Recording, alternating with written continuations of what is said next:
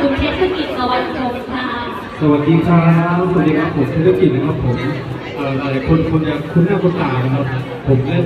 โปรแกรมที่ผ่านมาเฮียชัยแล้วก็เรื่องล่าสุดนะครับ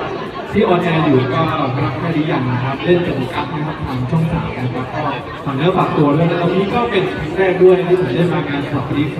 2026แล้วก็มาอยู่ที่บูธโอเพนบอยคุณผู้ครับโอ้โหรุ่นตื่นเต้นมากโอเคคุณเทศค่ะฝากตัวคุณเทศเสร็จเรียบร้อยแล้วครับผมก็รับใจรับใจโอเคทีนี้อยากให้คุณเทศเล่าหน่อยค่ะจุดเริ่มต้นของเดอะคอมมิวนิตี้เนี่ยค่ะมันเริ่มจากอะไรจริงๆแล้วเนี่ยจุดเริ่มต้นของเดอะโคลเนียลเริ่มต้นตั้งแต่เมื่อ6 ปีที่แล้วแต่พอปีที่6เนี่ยก็เลยคิดว่าเมื่อก่อนเป็นแค่สวนธรรมดาปลูกไว้เลี้ยงชีพตัวเองแต่พอผ่านไปผ่านมาเรารู้สึกว่าพื้นที่มันเริ่มเยอะ